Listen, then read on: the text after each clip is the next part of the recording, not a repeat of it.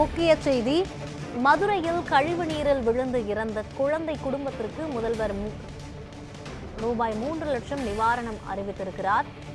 மதுரையில் கழிவு நீரில் விழுந்து இறந்த குழந்தை குடும்பத்திற்கு முதலமைச்சர் மு.க.ஸ்டாலின் 3 லட்சம் நிவாரணம் அறிவித்திருக்கிறார். இது பற்றிய கூடுதல் விவரங்களை செய்தியாளர் பாஸ்கர பாண்டியன் வழங்க கேட்கலாம். பாஸ்கர பாண்டியன், விவரங்கள் என்ன சொல்லுங்க? மதுரை மாவட்டம் வாடிப்பட்டி வட்டத்தில் இருக்கக்கூடிய ஆண்டிப்பட்டி கிராமத்தில் சந்தனக்கருப்பு கிருஷ்ணவேணி தம்பதியரின் 2 குழந்தைகளான 4 வயது மதிக்கத்தக்க கேசவன் மற்றும் ரோஷன் ஆகிய 2 குழந்தைகளும் கடந்த 15ஆம் தேதி அன்று மாலை வீட்டிற்கு அருகே விளையாடி கொண்டிருந்திருக்கின்றனர். அப்போது எதிர்பாராத விதமாக அருகில் இருக்கக்கூடிய கழிவுநீர் குழாயில் விழுந்துள்ளனர்.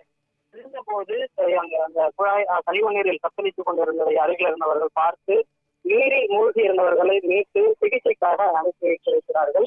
இந்த நிலையில்தான் மீட்கப்பட்ட குழந்தையான கேசவன் நீரில் மூழ்கிய நிலையிலேயே மீட்கப்பட்டு சிகிச்சைக்காக மருத்துவமனைக்கு கொண்டு செல்லக்கூடிய வழியிலேயே உயிரிழந்த துயரகரமான செய்தியானது நிகழ்ந்திருக்கிறது. அந்த சம்பவத்தை அறிந்த தமிழ்நாடு முதலமைச்சர் மு.க.ஸ்டாலின் அந்த குடும்பத்தினருக்கு இரங்கல் தெரிவித்திருப்பதோடு உயிரிழந்த குழந்தைகளின் பெற்றோருக்கு இரங்கலையும் ஆழ்ந்த ஆறுதலையும் அவர் தெரிவித்திருக்கிறார். மேலும் உயிரிழந்த குழந்தையினுடைய பெற்றோருக்கு முதலமைச்சரின் பொது நிவாரண நிதியிலிருந்து 3 லட்சம் ரூபாய் நிவாரண நிதியுதவியையும் வழங்கி உத்தரவிட்டிருக்கிறார்.